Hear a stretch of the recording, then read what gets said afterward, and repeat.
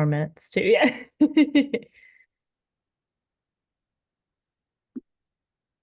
Yeah, I made the move from uh the office to my house, so a little bit more of a quieter environment. Do you get to work from home a lot? No, they don't let me do that much anymore. They like because all the county employees have to be in their offices, they couldn't make a thing for the museum. Although we're very different, I would say. There's times when I would like to, otherwise I have to shut myself up. We don't have a real office in the museum. We're kind of out in the middle of the collections. So then I have to hide out in the vault with all of the archives. That little place to get all your work Oh my done. gosh, yeah. And it's so cold in there. So I had to like really bundle up and then sit on a stool. And this You is, got an outlet in there? You need one of those like plugged in electric, like little throw blankets. ooh, yeah.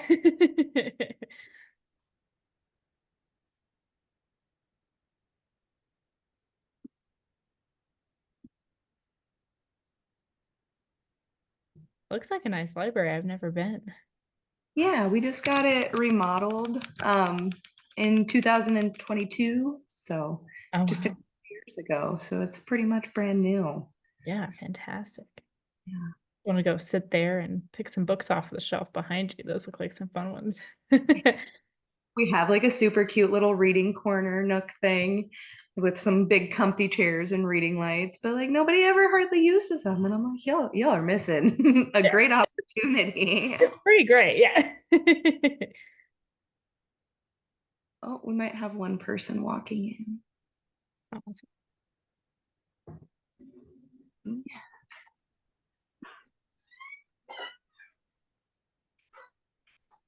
Hi, Dean.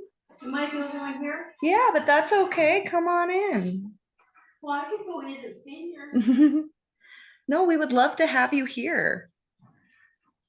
Now, is this just on? This is just on Zoom. Yeah, but wherever you want to sit, if you want to face the TV, then you'll be able to see her presentation nice and big. So wherever you'll be comfortable. Yeah, well, maybe I'll sit here. Yeah. I switched my chair out for one of the comfy ones. Um, but my face won't show up there all the time. Like that. No, I can move this guy a little bit though, and then we'll get you a little bit more. She'll be there. Yeah. Yeah. Well, I wanted to hear this, and so. Well, thank you for coming. This is a fun camera you have. Is it an owl? It is, yeah. We got a community sponsorship from Triangle Communications to purchase it. Oh, cool. So they're very handy. It's been really great for all of our Montana conversations that we've been doing. Nice. We've been thinking about getting something a little bit more smart than just me moving my computer around. So that's great. It's super smart because, yeah, if you have like a whole table of people, as somebody stops talking and somebody else starts talking, it'll put the other person in like the frame and stuff. So it's pretty high tech. That's great.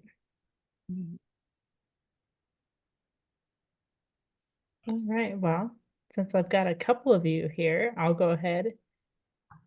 Sounds great. I Going. will make you a host and then mute myself. And if anybody, then we'll admit them. Okay. Sounds good. Thank you.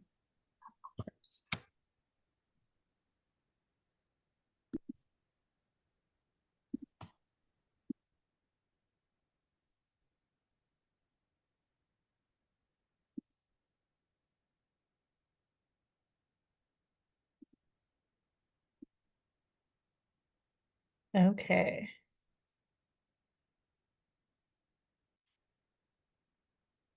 All right. Good evening, everyone. Welcome. I'm excited to be here with all of you. Those of you joining me right now at the Shoto Public Library, and also those who are joining online later on this evening or when this is posted on YouTube. My name is Sabre Moore, and I'm a speaker for Humanities Montana. I'm also the executive director of the Carter County Museum and a dark sky advocate. Humanities Montana acknowledges that we are in the homelands of Indigenous people. We offer our respect for their history and culture and for the path they have always shown us in caring for this place for generations to come.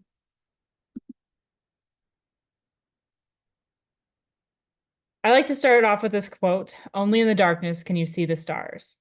I grew up on a ranch outside of Douglas, Wyoming, and I didn't realize how special it was to be able to see the night sky every night, to be able to look up and see the Milky Way and Orion and the Big Dipper, and to see so many stars that I wasn't able to count them. When I went to Turkey for my study abroad, I was able to actually count the stars on just a couple of hands. There was 9 in the sky some nights, but that was in a city of 30 million people.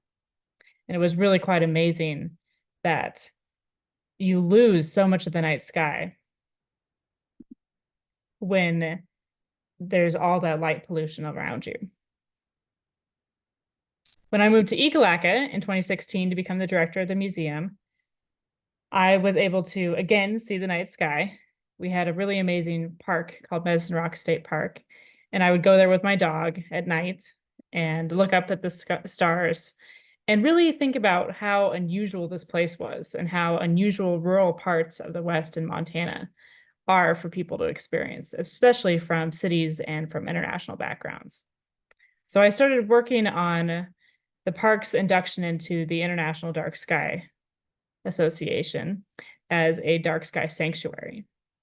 So I'll talk a little bit about that later today, as well as what it means to be a dark sky advocate. But I really like to start off with some star stories and take you through why people have always been fascinated with stars. The history of the constellations are ancient. Many were likely created by the Babylonian, Egyptian, and Assyrian peoples. These constellations would have moved through the regions via trade, and eventually they made their way into Greece, where they were assimilated into the culture and mythology. In the 2nd century, Ptolemy organized 48 constellations in his famous book, Almagest. These are called the Ptolemaic constellations, and most of them survive to this day. There are 88 official constellations recognized by the International Astronomical Union. Only the official boundaries of these constellations are determined. There is no official line drawing that makes up the shape of any constellation, which is why their shapes are called asterisms or unofficial constellations. Cultures all over the world have created star stories based on constellations to pass traditions and knowledge onto the next generation. Each culture had different names and stories for the sun and moon, visible planets, stars, and star groups. These stories are told at night and during the time of year when the featured constellation is in the night sky. In many American Indian cultures, stories are told during the wintertime when the nights are long and cold. Many of these stories endure today as they are passed down to new generations. The maps in this presentation, like this one, are by Annette S. Lee, who is mixed race Lakota, Irish, and Chinese. From her artist statement, she says, "My communities are Ojibwe and Dakota and Lakota. I grew up in St. Louis, Missouri, with stars and art always in my blood. I'm often asked, what came first, astronomy or art? And my reply is neither and both." Let's start with the Big Dipper. This asterism has several different names depending on which country you're in. Some see a spoon in the United States, but Germany sees a wagon. England sees a plow that scrapes across the horizon in the autumn, harvesting the crops. In Turkey, it's called the coffee pot, and the French call it le casserole dish. Some countries, like Spain, call it by its official name, Ursa Major or the Big Bear. Ursa Major is the name of the bigger asterism that the Dipper is a part of. Here are the paws of the bear, right here, the head,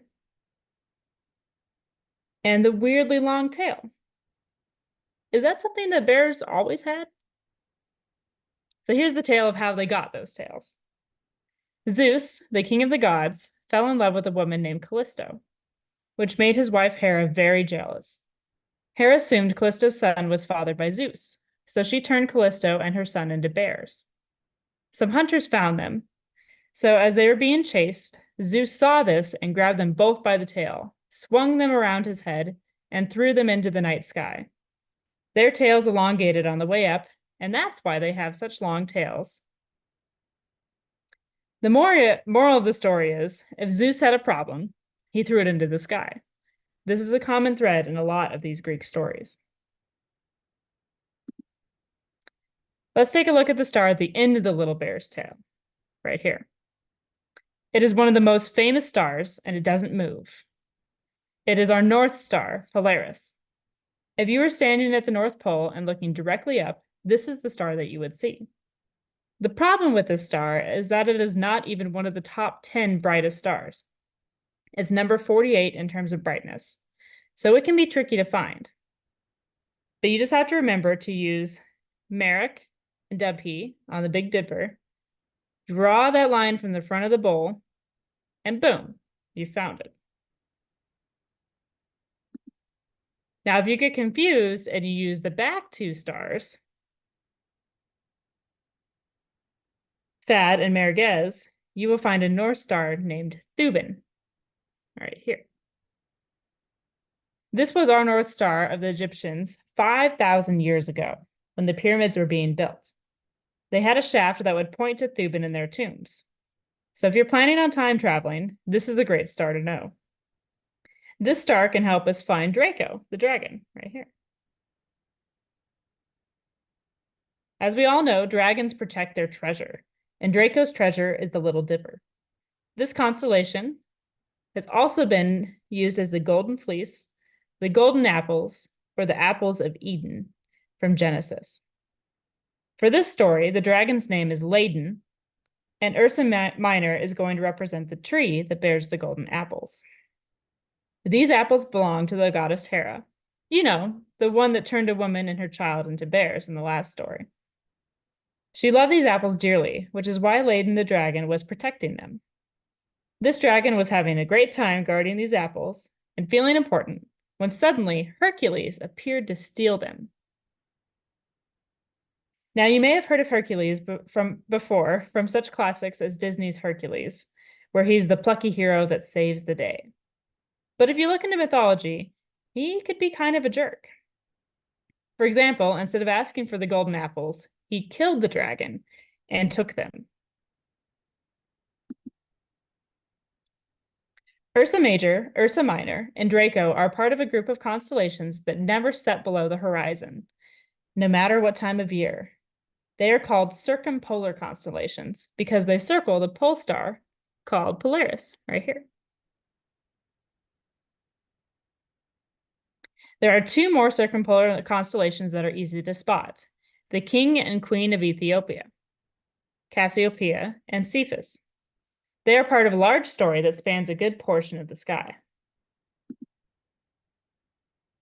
Cassiopeia was a beautiful queen, and she made sure everybody knew it. She would brag to anyone who was willing to listen that she was more beautiful than all of Poseidon's nymphs. This got back to the nymphs, and as you can imagine, they were not happy, nor was their very powerful sea god father, Poseidon. So like any adult might do, he solved this problem by sending a sea monster named Cetus to destroy the entire kingdom of Ethiopia. Maybe a bit of an overreaction. King Cephas, upon seeing the fate of his entire kingdom laying before him, asked Poseidon what he could do to stop all of this. Poseidon replied that he could either let Cetus destroy his entire kingdom or sacrifice his only daughter, the beautiful and humble princess Andromeda, to Cetus. It was a very difficult decision, which made all ensuing Father's Days very uncomfortable, as he chose to chain his daughter to a rock for Cetus. Luckily, Perseus appeared on his flying horse Pegasus. He was returning from slaying the Gorgon Medusa, and just happened to still have her head on him when he saw Andromeda chained to the rock. As Cetus rose up from the water to claim his sacrifice, Perseus used the head of Medusa to turn Cetus into stone. King Cephas was so grateful to Perseus for saving his daughter that he offered her hand in marriage. Everyone lived happily ever after, immortalized in the stars. Well, except for Cassiopeia, who is haphazardly thrown up into the sky upside down for half the year as punishment.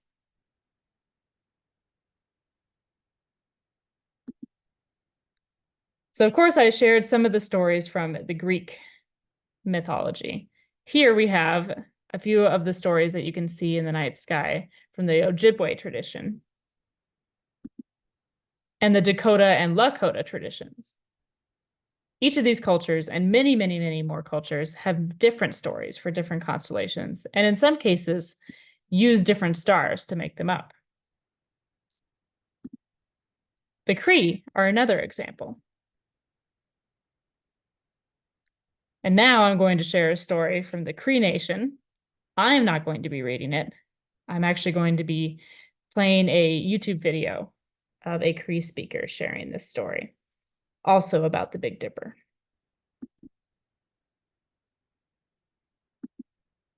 The story concerns the Big Dipper, the stars of the Big Dipper, and constellations that Roman Greek mythology called Corona Borealis.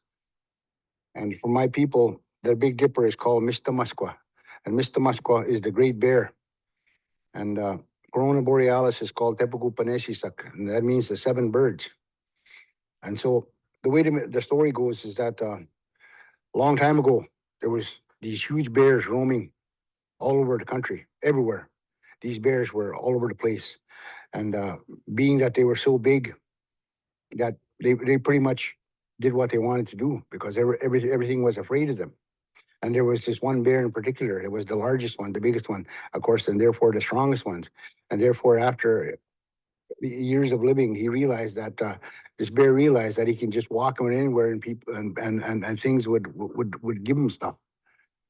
And so that's what he expected. That's what this bear expected. So when he came across a village, he'd expect respect, or I guess you'd call that, and they'd make donations and offerings to him.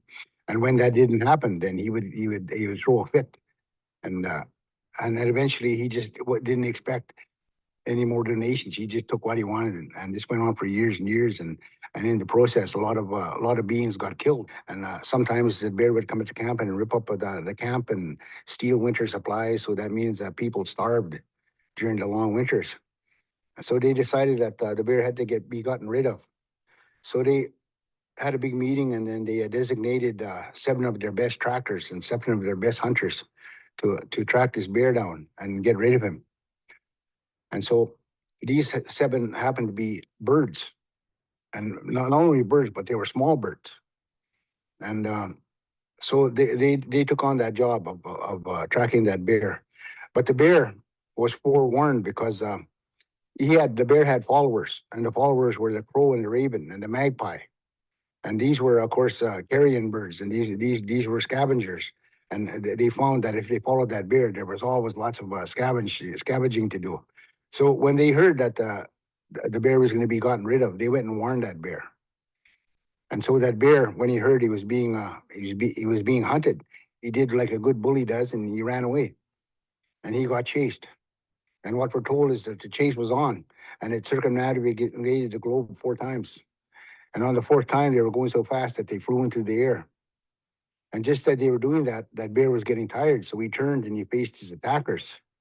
And so this just happened to be around September, October in this area of the Northern Hemisphere. And when he did that, the lead bird, one of the lead birds that was chasing that bear, he got a shot and he hit that bear in the neck and he mortally wounded him. And so that bear was bleeding up in the sky. And he shook just like a dog shakes. And when he shook, all the blood he was bleeding fell to the ground and landed on all the broadleaf plants. So that's why in September, October, all those leaves change color because of the blood of that bear. And in the process of shaking, a droplet of blood hit that lead bird right in the chest, the one that shot that bear. So he has a red breast today. And we call that, my people call that bird pipiche, or the robin. And so that robin has a red breast. And he was the one who got rid of that bear. And so to honor that bird, Creator gave that bird a special egg. And that egg was the color of the sky. And on that egg were speckles to remind us of Wachagosak, the stars.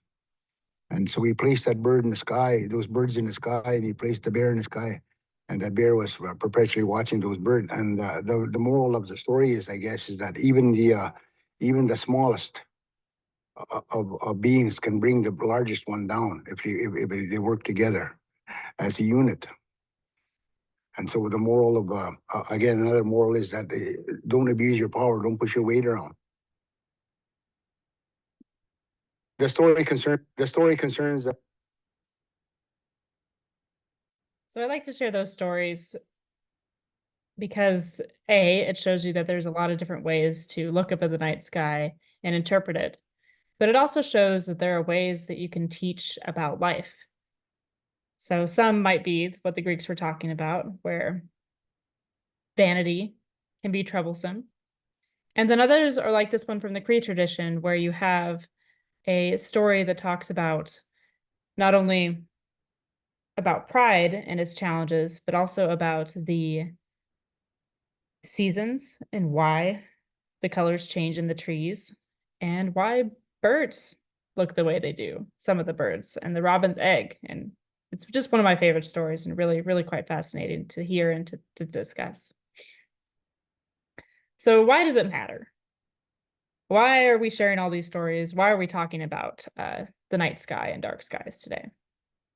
Well, until just a few generations ago, our ancestors experienced a night sky brimming with stars, a sky that inspired us in science, religion, philosophy, art, and literature. But unfortunately, only 2 out of every 10 people on Earth can see the Milky Way. A natural night sky is our universal heritage, yet it's quickly becoming a mystery to more and more Montanans.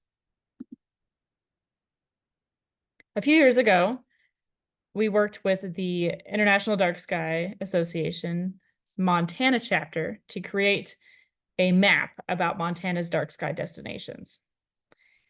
These are overlaid on a light pollution map, and this was at a time when the Bakken was still very, very active. There is still quite a fair amount of light pollution coming from the Bakken in North Dakota, around Williston area, that really makes these areas of rural eastern Montana lit up. But they have gone down a little bit. And on this map, we have a number of places where you can still see that natural night sky. And then we also have some areas that have public programming. So the Carter County Museum, for example, has dark sky events every summer.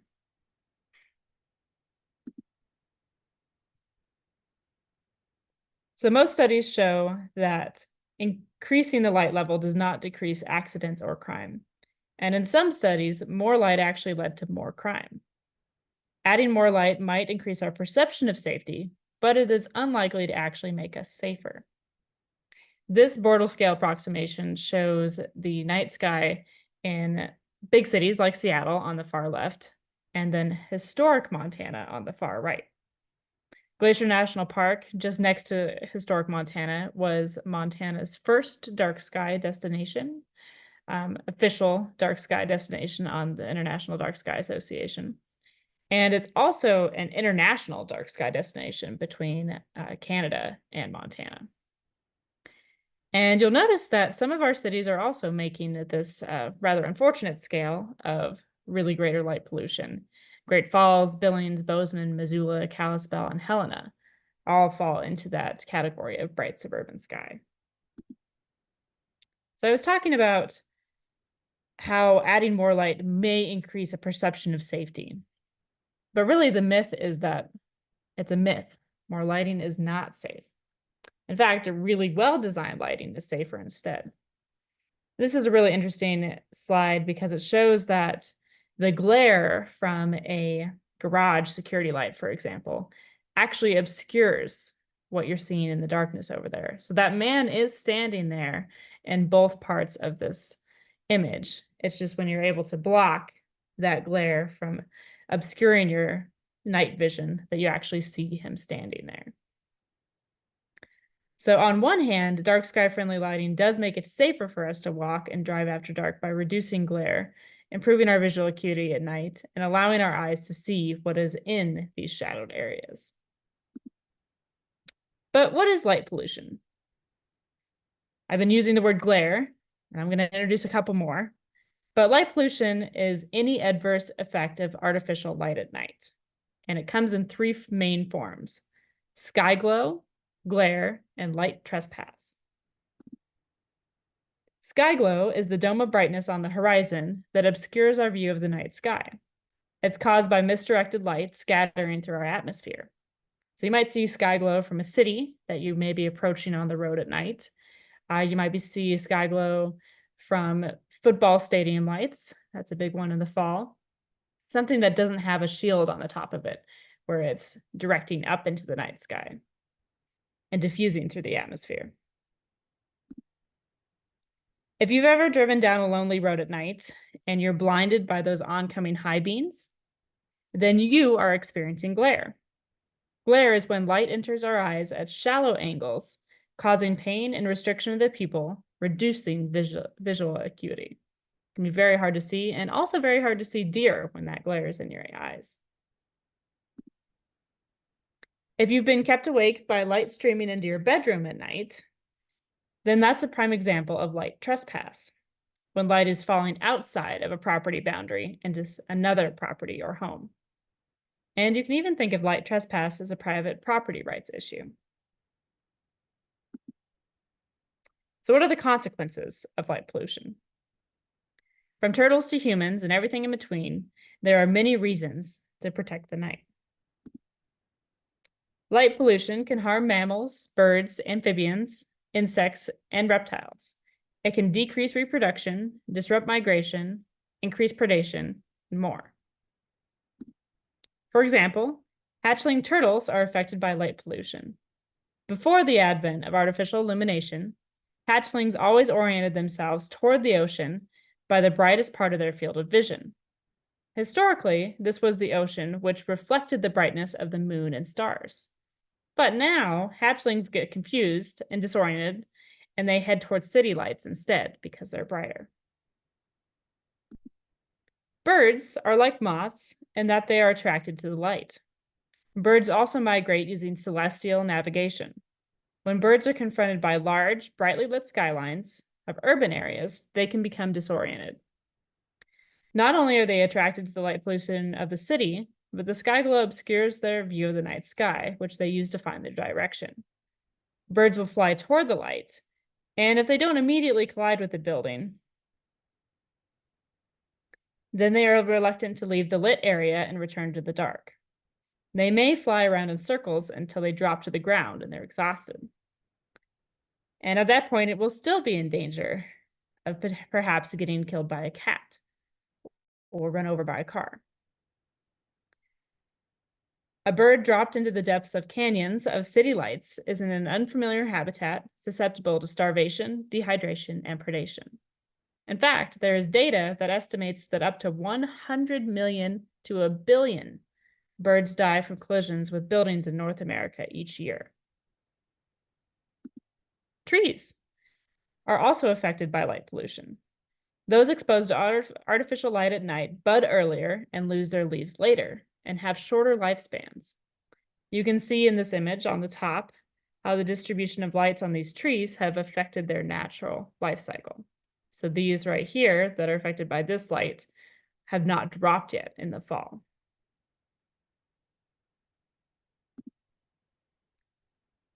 Light pollution is also a waste of money and energy.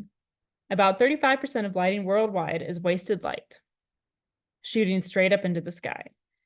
If you do the math, you spend about $3 to $7 billion a year on wasted light, while adding 21 million tons of carbon dioxide to the atmosphere each year. In fact, there are a lot of places in Texas that have oil fields and oil companies working down there that have actually gone to dark sky safe lighting in order to save money. So these are the areas in your pocket and in the natural world that might be affected. But another member of the natural world, humans, are affected as well by light pollution. Humanity evolved onto this planet with reliable cycles of light and dark. The addition of light into what has always been darkness disrupts our natural circadian rhythm, or the internal cycle syncing our biological clock with the day and night cycle. Our circadian rhythm is mediated by the hormone melatonin. Secretion is suppressed when we are exposed to light at night, specifically blue and white light that mimics what we experience under a daytime sun. This disrupts our health, exemplified by the fact that exposure to artificial light at night has been linked with an increased risk for all types of cancer. The American Medical Association issued recommendations to shield streetlights and use light that is 3,000 Kelvin or lower.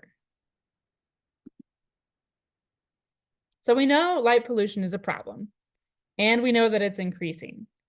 But light pollution is a pollution that we can solve just by doing a few simple things.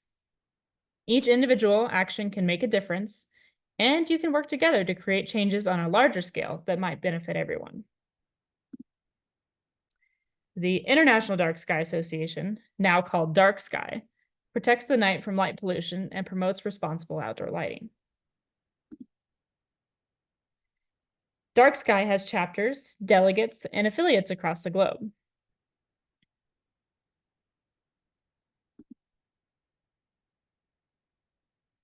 One simple solution is called better lighting design. This design has 4 elements: shielding, color, intensity, and warranting.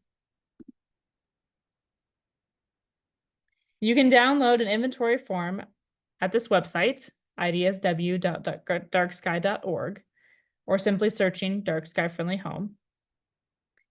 And it shows you 5 simple steps to find out whether your home is already dark sky friendly. And then it also offers ways where you can actually turn it into being dark sky friendly. So for example, at my house, we've put up red lights, which are much easier for wildlife and for people to see during. Of course, it has resulted in a few red light district jokes, but it's actually a lot safer to walk through our area where you can see, as opposed to areas where those bright lights are glaring into your eyes.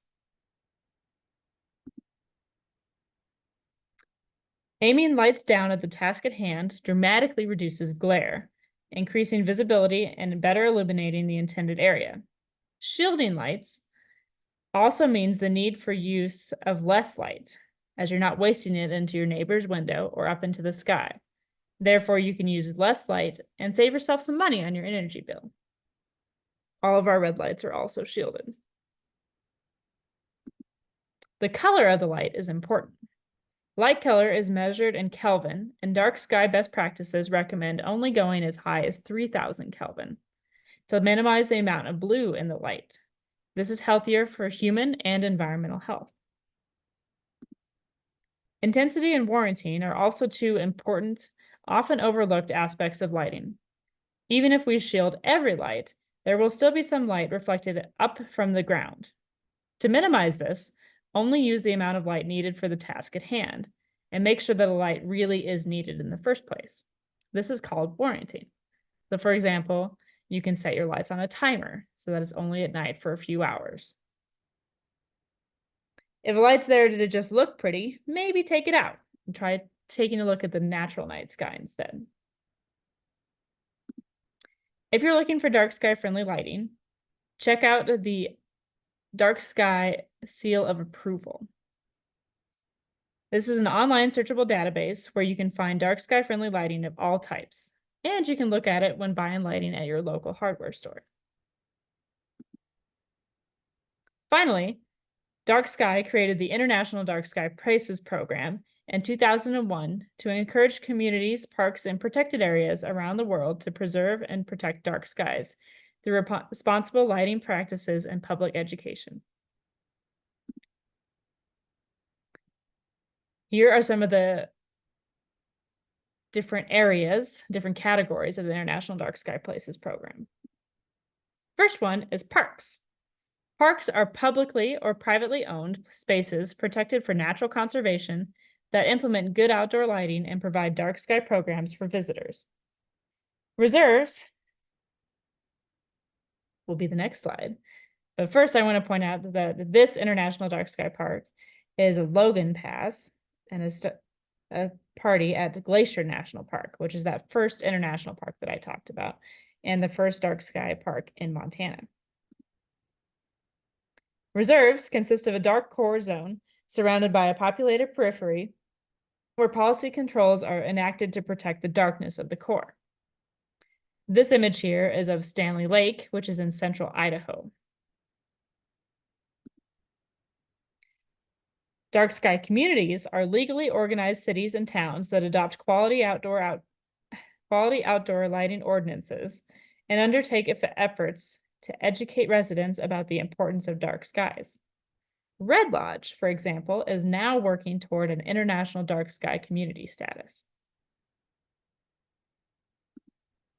Sanctuaries, like Medicine Rock State Park, are the most remote and often the darkest places in the world where conservation state is the most fragile.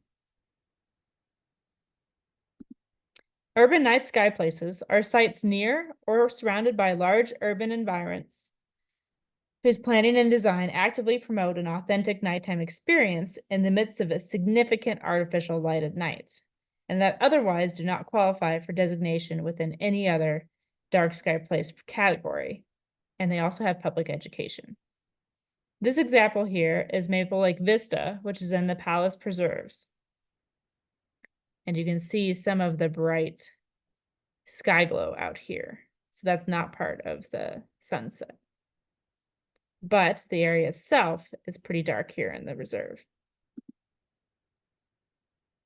Montana has a couple of dark sky places, official dark sky places within the state. The first one I've talked about quite a bit is Waterton Glacier National Park in Alberta, Canada, and Glacier National Park in Montana. They are collectively the first international dark sky park that is spanning both sides of an international border. The parks occupy a unique position in the Western Cordillera of North America, resulting in the evolution of species and ecologies that exist nowhere else in the world. Waterton and Glacier are also home to a very dark night skies, given their relative isolation and the rugged mountain terrain characterizing most of their territory. In recent years, the management of both parks have come to recognize dark skies as a conservation priority and have allocated resources to their interpretation and study. Medicine Rock State Park meets the requirements for certification as a dark sky sanctuary as outlined by the International Dark Sky Association. Sanctuaries must be a public or private land, accessible to the public in part or whole, that is legally protected for scientific, natural, educational, cultural, heritage, and or public enjoyment purposes. In 1883, Teddy Roosevelt visited Medicine Rock's area and is quoted in his journal, Hunting Trips of a Ranchman, stating the future state park was as fantastically beautiful a place as I have ever seen. Located in southeastern Montana on State Highway 7, Medicine Rock State Park is 330 acres, 3,379 feet above sea level, and encompasses grassland prairie interspersed with sandstone formations that date back to the Tertiary period, 63.5 to 64 million years ago. Thousands of inscriptions carved onto these sandstone pillars, which you can see a little bit in this image, chronicle a 2,000-year interaction between humans and the landscape, including members of the Lakota and Northern Cheyenne nations. Many of the inscriptions are associated with historically significant individuals, organizations, and events. In 2017, the park was listed on the National Register of Historic Places in recognition of this history. Today, the park is frequented by travelers and local residents of the nearby towns of Ekalaka and Baker. Hiking opportunities abound, and the Carter County Museum and Montana State Parks regularly co-host dark sky events and lectures in the park each summer. With dark sky sanctuary status, the 9,225-acre refuge in northwestern Montana, known as Lost Trail National Wildlife Refuge, is recognized as public land with an exceptional quality of starry nights and a nocturnal environment that is protected for its scientific, natural, and educational value, along with its cultural heritage and public enjoyment. At least half of all animal species found on the refuge can be considered nocturnal, including 13 species of bats, 8 species of owls, most amphibian and reptile species, and hundreds of insect species.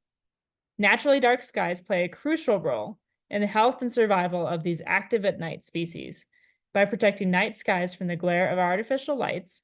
Lost Trail National Wildlife Refuge maintains the natural cycle of light and dark for native wildlife and plants. The refuge is eager to offer more recreational opportunities in conjunction with its International Dark Sky Sanctuary status. The Big Sky Astronomy Club, a group of dedicated amateur astronomers in Montana's Flathead Valley, has committed to hosting at least one public outreach event each summer at the refuge's visitor center. Each event will include a night sky presentation where club members will set up their telescopes to observe planets, star clusters, and nebula.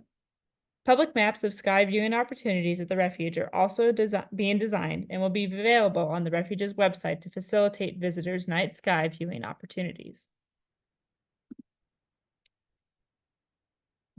Back when I was working on getting Medicine Rock State Park designated as a dark sky sanctuary, I had to go through several steps. One of them was taking measurements of the sky quality of the park during non-consecutive seasons over a 2-year period. So that would be summer and winter, or fall and spring. I took these readings at a few areas: the group use area down here, Sunset Loop, and North Rock. These measurements averaged 21.97, which exceeded the International Dark Sky Association's requirement for an average measurement of 21.5. For sanctuary designation, the site must provide an exceptional dark sky resource where the night sky brightness is routinely equal to or darker than 21.5 magnitudes per square arc second. A lot of fancy language, which means that I just took a dark sky quality meter, which you can get on Amazon, and I pointed it up at the night sky and measured how much light pollution was there. Now, this just measures light pollution in general. It can't tell you whether it's natural light pollution, like that coming from the moon or stars, or light pollution from nearby human-made areas. So one of the ways we help mitigate that is by taking these measurements on a night when there is no moon, a night that's clear, so you don't want clouds either, because clouds can reflect light as well. And importantly, on a night that there's also no snow on the ground. And that's what made it a little bit challenging for me about taking night sky measurements in summer and winter. So I had to do it before the snow fell, but when it was late enough in the year that it was technically wintertime. Luckily in Ekalaka, there were a few months where we don't have snow on the ground. So a couple weeks into December, then we have a white Christmas, and then sometimes the snow will melt off in late February before it comes back again. And then we do our programming with the museum during the summertime. So that was easy to take the measurements during that. Once the park was designated a dark sky sanctuary, we take them a couple times during our programs, and we don't have to do all throughout the year. The park is open year-round with day use from 7 a.m. to 10 p.m. Overnight stays of up to 2 weeks are allowed, with 12 campsites on a first-come, first-served basis. Currently, there are no lights present within the borders of Medicine Rock State Park, and the nearest light at night is generated at Medicine Rocks Ranch, which is located next to the park. The park is in Carter County, which has a population density of 0.2 inhabitants per square mile.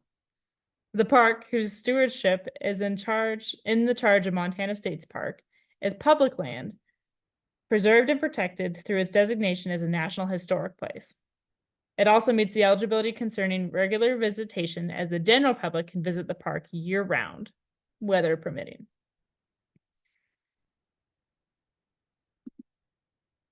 Some of the Medicine Rocks events in 2023, we had them in June, July, and August. This year, we have events on June 19th, July 25th, and August 14th. The June 19th one we're very excited about. It starts at 8:30 p.m. like it says on here. And that one we have Sean Backbone, who is a member of the Crow tribe, will be coming and sharing stories from the Crow tradition at the park. On July 25th, starting at 10 p.m., we have our Dinosaurs and Dark Skies program, which is a really fun program that actually starts off with sunset yoga at the park at 8 o'clock, and then a bat walk at 9. And then we go through star stories from different traditions, including some of the Greek ones that you heard tonight, as well as a lot of other ones. That is done by our partner at the Adler Planetarium, Steve Hobie. And then on August 14th, we are partnering with the Montana Learning Center out of Helena, and they do a program at the park.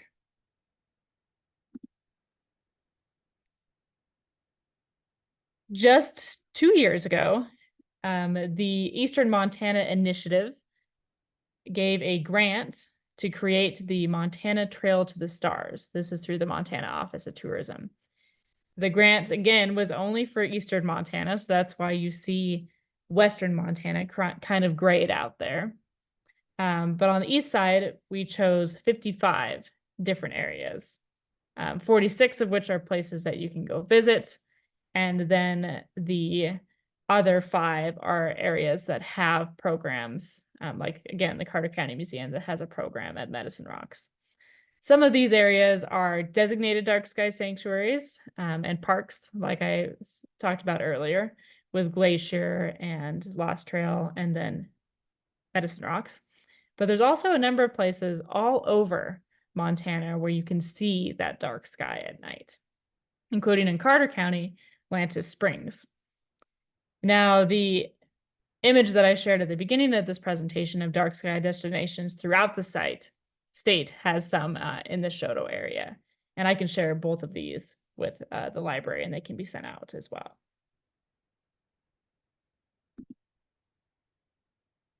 If you want to know the quality of your night sky at home, you can download an app. There's 2 that do that, Globe at Night and Dark Sky Meter. Globe at Night is a free web-based application that asks you to identify which image looks the most like what your sky looks like. And the Dark Sky Meter is an app that uses your camera's phone to document the quality of the night sky, kind of like my Dark Sky Quality Meter did. And this one is 99 cents. And both send your data to a global database of measurements that help people to better understand how light pollution is proliferating across the world. So scientists actually look at this data and put it together through citizen science to see how light pollution is expanding throughout the US and throughout the globe. So this is my email, smoore@cartercountymuseum.org. Feel free to send me any questions that you have, or ask for those maps that I was talking about as well. Although if you do Google Montana Trail to the Stars, that one will come up. And now I will stop sharing my screen and open it up for questions. Yeah, I was curious, just exactly where is Carter County? Yes, so Carter County is in the southeastern part of the state. It's the very southeast corner. Okay. So kind of on the opposite side from y'all. I get Ekalaka And Eureka? Yeah, yep. stuff. So, yeah. Yeah, I gave a presentation in Eureka last year, and they were like, "Oh, you're the one that always gets confused with us." And I was like, "Oh my gosh, so are you." It was great. So have you been to Glacier Park then and watched the skies there? I have not. I've actually been to Shoto 3 times, and I have not yet made it over to Glacier. So I've gotten close. I've been to Kalispell twice. So I've been kind of around the park, but one of these days I'll get there. Well, we have beautiful stars here. If Yes. it isn't raining like it is now. Yeah, that's one of the difficult things about having dark sky programs in the summer is you have to wait so late for it to get dark enough. Yeah. But at least the weather's nice then. Exactly. That's also the key. And winter is just so cold if you can even get out to the park to do it. Does the school of Bozeman, the museum there, Mhm. they used to have a star displays or programs. Do they still do that? They do, yeah. So, and Museum of the Rockies is just, I think they're upgrading their planetarium again. Okay. And to a Digistar 7, I think it is now. So they've got some really, really cool programs for the summer. And they have had a handful of programs kind of out in their little parking lot where you can look at telescopes. Unfortunately, Bozeman's getting a little bit too bright to see a lot of the stars from that parking lot. Mhm. Really? I was kind of curious. You said Red Lodge is trying to become a night sky town. How did they go about that, or what kind of is the criteria there? Yeah, so there's a group of people that are working on it specifically. They are working through their town council to pass or not legislation, but pass a lighting ordinance that would require people to shield their lights. They're having a little bit of trouble right now working with the city on some of the historic lights that were just put in. So you see those globe lights that Mhm. everybody thinks are historic, but they're just really bright and don't have any kind of shielding at all. So they apparently put those in not too long ago, so they're not very eager to switch them out, but they're in conversations. In the meantime, the Dark Sky Association requires a lot of public outreach. So the Red Lodge Dark Skies crew they built an observatory just outside of town where you can actually go and look through their telescopes, and they do several programs throughout the summertime. And they've been getting a lot of great feedback from that, and then tabling at farmers markets and things. So they're spreading the word, and more people are bugging the city to change those lights. So that's a good thing. Interesting. Very, very interesting.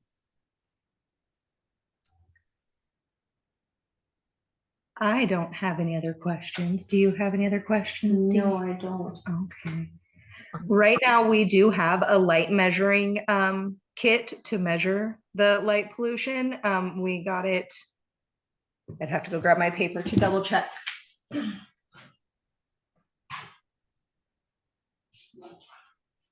Is it from the Montana Learning Center? It is, yes, yes. So it might be yours. Oh, great. Yeah, yeah. No, they do a fantastic job. We work with Ryan quite a bit, and I knew he was rolling it out to different libraries, so it's good to see one in action. Yeah. So we have a lot of people really interested in checking that out, and hopefully they'll go back and watch this when it's posted on YouTube. And if we have more questions, I will definitely reach out to you. This has been very informative. Thank you. Yeah, Awesome. very- Thank you guys. Yeah, and enjoy looking up and telling these stories to your friends and family now. Yes. We're lucky to live somewhere where we don't have a lot of light pollution. Us too. Yeah, it's quite something and the more now that we've got the park as a destination, there's so many more people visiting, and then they come to the museum and they're like, oh my gosh, I never thought I would get to see that. And this winter we even had northern lights that people were seeing too, so it was really cool to have that out here. yeah. It's amazing. Well, thank you so much for joining us today and teaching us all about this. Now we'll have other things to dive into and learn about.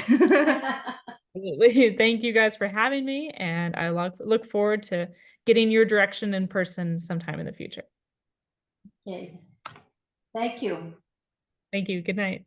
Good night. Good night.